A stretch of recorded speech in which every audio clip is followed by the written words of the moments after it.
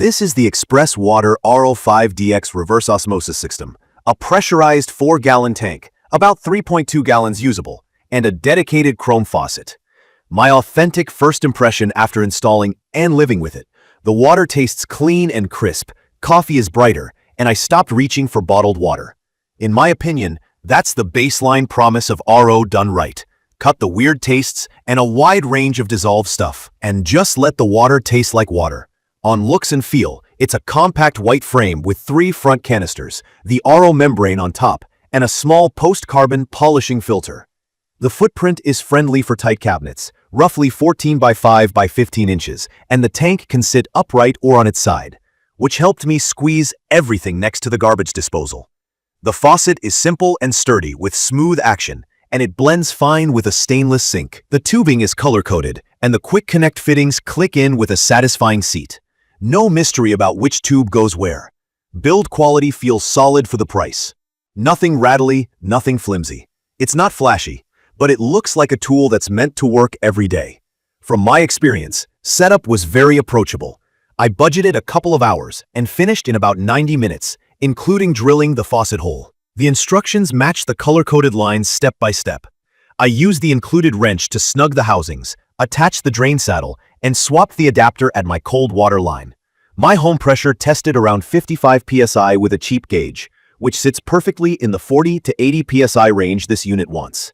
If your pressure is under 40, a booster pump really helps. Above 80, use a regulator so you don't stress the fittings. After the first full fill and flush, I let it run a few cycles to clear the new filter taste. The system made some gurgling in the drain at the start as air worked through the lines.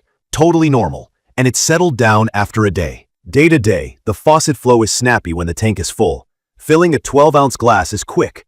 When I drain the tank by filling a large pot, the flow slows to the membrane's production speed. This is rated 50 gallons per day, which is a lab benchmark. Real-life output depends on your pressure, water temperature, and TDS.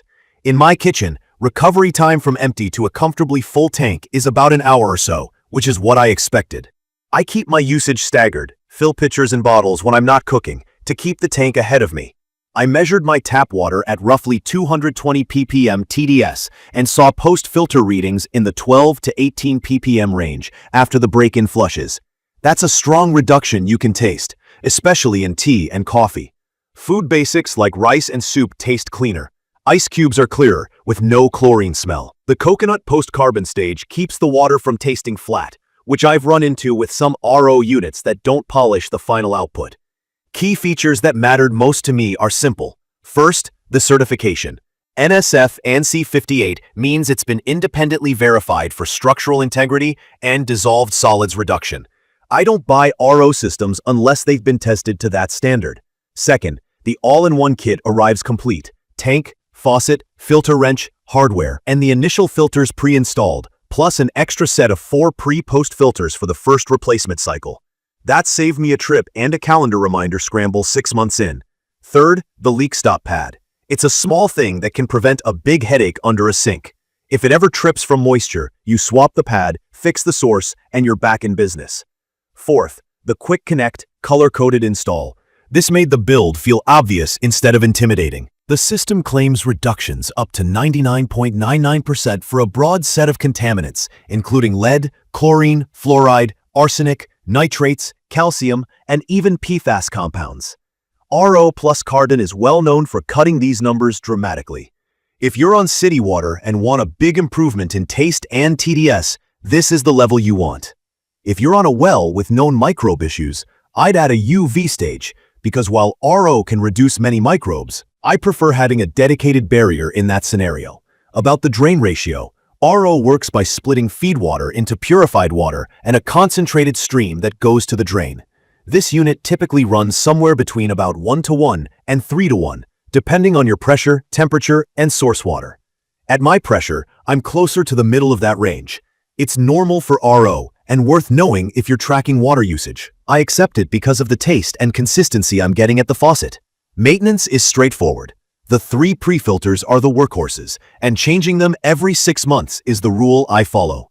They're the shield that keeps chlorine and sediment from beating up the RO membrane. If you push them too long, the membrane will clog, and your performance falls off. I set calendar reminders and I use taste plus a quick TDS spot check to decide if I should do it a bit earlier.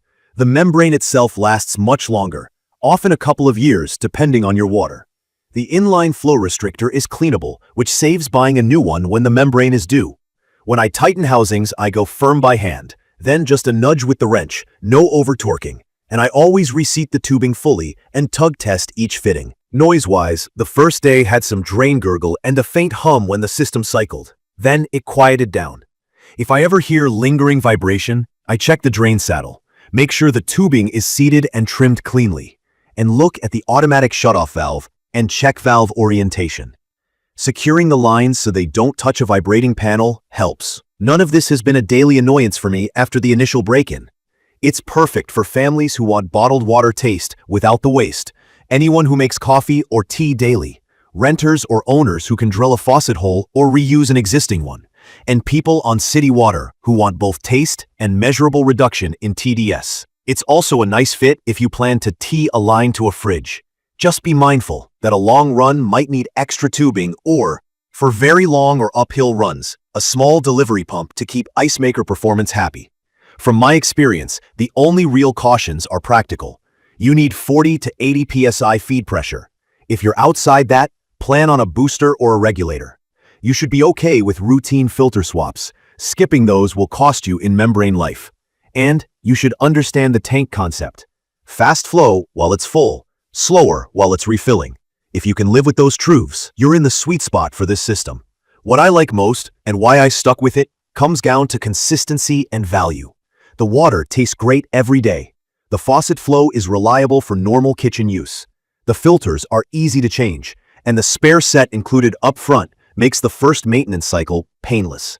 Support is available if you get stuck, but the install guide and labeling make it unlikely you will.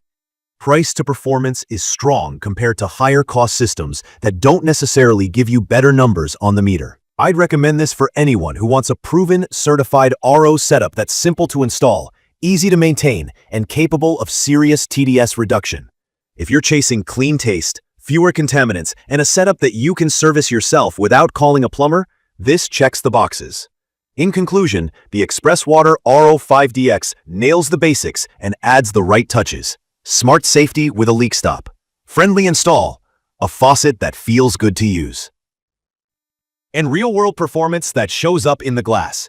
If your home pressure is in range and you're okay swapping filters on schedule, it's a dependable way to upgrade the water you use every day. If this video helped, hit subscribe, drop your questions or your own results in the comments, and I'll try to help where I can. Thank you for watching.